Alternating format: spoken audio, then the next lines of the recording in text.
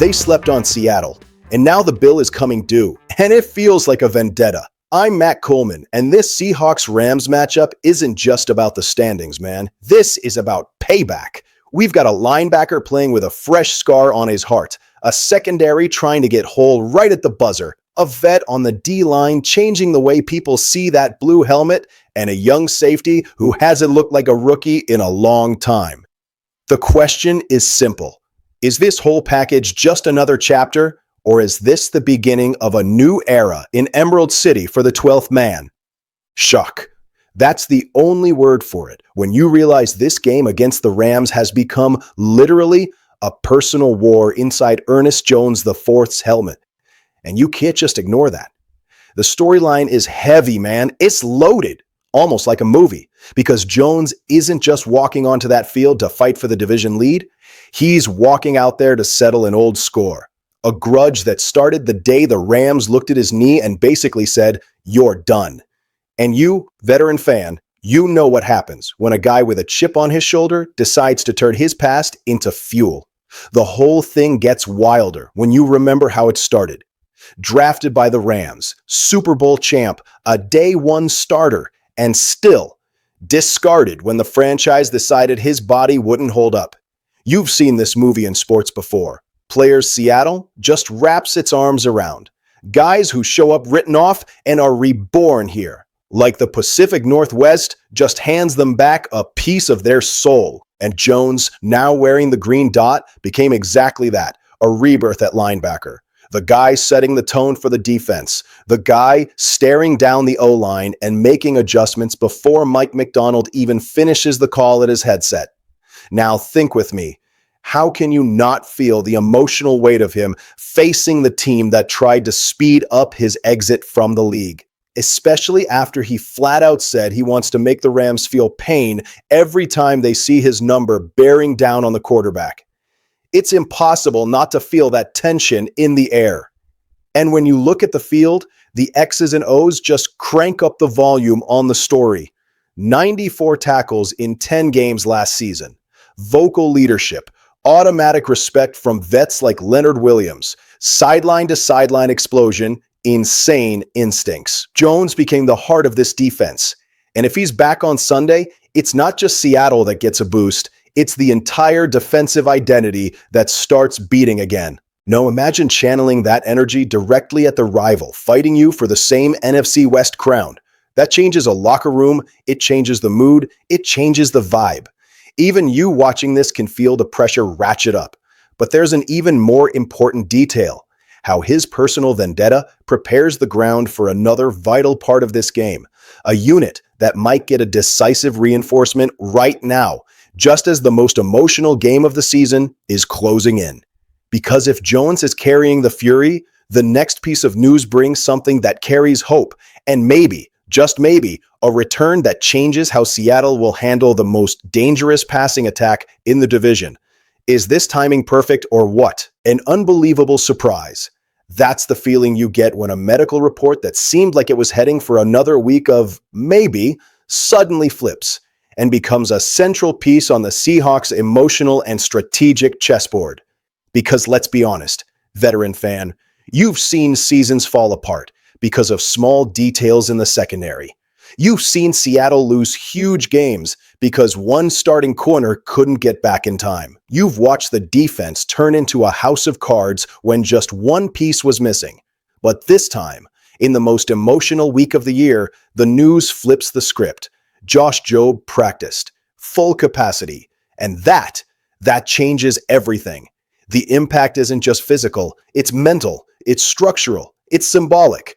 Before he got hurt, Jobe was becoming that reliable CB2, a physical, aggressive guy who doesn't back down from big receivers. Exactly the kind of defender you need when you're facing a guy like Puka Nacua and that entire Rams core. And when we talk Rams, we're talking perfect routes. We're talking split-second timing. Games where Seattle looked solid until bam, 2 plays later, it all exploded. Except this week, the script is changing, and it's changing in Seattle's favor. Jobe's return doesn't just strengthen the rotation, it hands that group an emotional stability that's been missing. At high intensity, that means fewer mismatches, fewer holes in the zone, less pressure on the safeties to cover everything, and more freedom for McDonald to get creative with his hybrid packages that mess with quarterbacks. And when you look at the full practice report, the picture gets even better. Jackson Smith-Njigba is practicing full go. Kobe Bryant is back. Leonard Williams practiced with no limitations. It creates that all hands on deck for war feeling. Now, there are still shadows. Torrey Horton didn't practice. Gray Zabel is limited, and Ernest Jones IV, yeah, the same guy from the last block, the one playing with blood in his eyes, is still listed as limited with that knee. But even those shadows feel smaller when you see the macro view. The secondary, for the first time in weeks, looks ready to take on the division's top passing attack right as the rivalry is hitting a boiling point.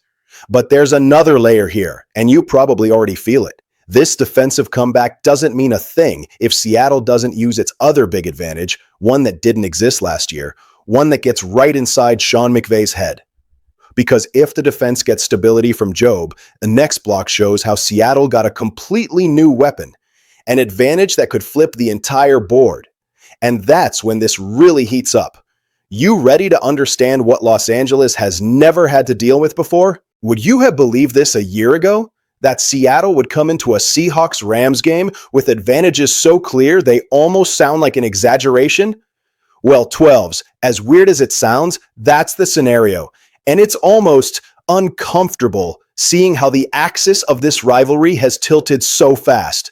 Because now, for the first time in a long time, it's McVay who has to adjust to Seattle, and not the other way around. The first big shift starts with a name a lot of people thought was over the hill when he got here, DeMarcus Lawrence. Except you only got to watch 3 snaps of his tape to realize there is nothing end of the line about him. He's playing like he just found the fountain of youth, and that completely changes the math against the Rams. Before, LA's tackles set the tempo. Now, they have to survive. Lawrence reads screens, recognizes pull blocks, takes on double teams, collapses the pocket, doesn't lose the edge, stuffs the run, and still gets pressure like a vet who's been studying McVay for years. Seattle hasn't had that since Frank Clark. This forces the Rams' offense to operate with less confidence, less smoke and mirrors, less controlled chaos. And for a coach who builds his entire system on those schemed-up advantages, that is a massive crack in the foundation. The second advantage is almost psychological, Cooper Kupp, but not in his traditional role as a wide receiver. The real impact is what he knows. For the first time, Seattle has a player who understands the language, the signals, the patterns, and even the body language tells of McVay's offense. Kupp isn't going to call this revenge, but just having that information, that intel, it changes things. Stafford can't just use the same vocabulary. Some shifts, some checks, some adjustments have to change. That breaks rhythm. And when the Rams offense loses its rhythm, it loses its identity. Now, take a breath and think about the third advantage. Nick Emenwari, the rookie who ain't a rookie anymore. The guy who runs step for step with wide receivers, who explodes screens, who blankets tight ends, who hits running backs like he is a linebacker. He has become the athletic chess piece Seattle never had to counter the Rams' modern obsession with creating mismatches. The question is simple. Los Angeles always found somebody to pick on. Always. Except now there's a player who just erases entire areas of the field with his sheer versatility. On a lower intensity, just analyzing it, this means McVay has to be perfect. And even then, it might not be enough. And that brings us to the transition point. If these 3 advantages already sound massive, the next block digs into the player who might elevate this defense to a level that not even the most optimistic fan imagined back in 2024. A guy who's growing so fast that he might be the real X factor in this duel. He shouldn't be playing this well this soon. That's the first honest reaction you have when you see Nick Emenwari playing with the calm of a 10-year vet in the middle of a Seahawks-Rams game. Like the whole thing just slowed down only for him. And for a veteran fan like you, one who watched the rise of the Legion of Boom up close, it's impossible not to feel that familiar chill. That feeling that maybe, just maybe, Seattle found another rare piece for the middle of this defense. Amenwari started the year held back by that ankle injury, missed crucial weeks, was late getting into rhythm, but since he came back, he's accelerating on a curve that just defies logic. The stats alone would be impressive. 31 tackles, zero point 0.5 sacks, 6 pass breakups, 3 tackles for loss, insane lateral speed, and making an impact on every level of the field. But what really grabs your attention is the context. The way he's reading the offense is changing week by week.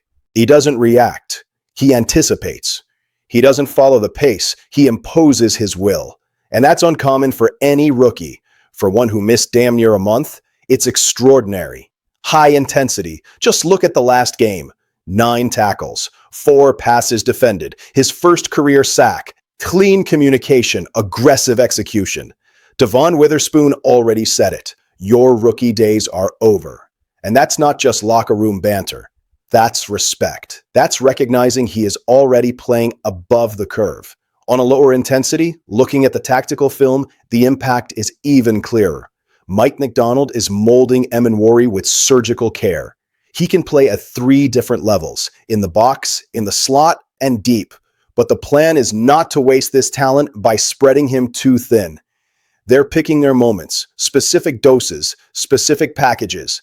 That balance between versatility and focus makes him a strategic weapon, not just a physical one. And that's the nuance. When a player like that starts mastering multiple roles, the Seahawks get the freedom to disguise calls, to hide their intentions, to bait the offense into mistakes. And McVay, of all the offensive gurus in this league, hates being forced into errors. Amenwari, with his mix of power, instincts, and speed, might just be the catalyst for the exact kind of defense that changes games and seasons. But here's the most important part. When you connect this kid's growth with the 3 new advantages from the last block, and with the emotional fuel Ernest Jones IV is carrying into this fight, something bigger starts to emerge. A pattern. A sign that this team might be gelling at the exact right moment. Like everything is converging on something much bigger than just this one game. And that's where we land at the deciding moment. What does all this really mean for the immediate future of the Seahawks? It feels like something is shifting beneath the surface in Seattle, like those years when the defense started to change like the entire vibe of the locker room before the schedule even caught up.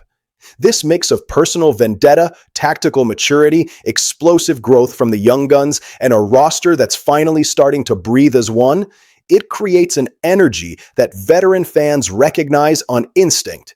It's the smell of a turnaround, but every turnaround starts with a question. So I'm asking you, for real, is this just a flash in the pan? Or are we watching the Seahawks get back the identity that's been lying dormant in the Pacific Northwest?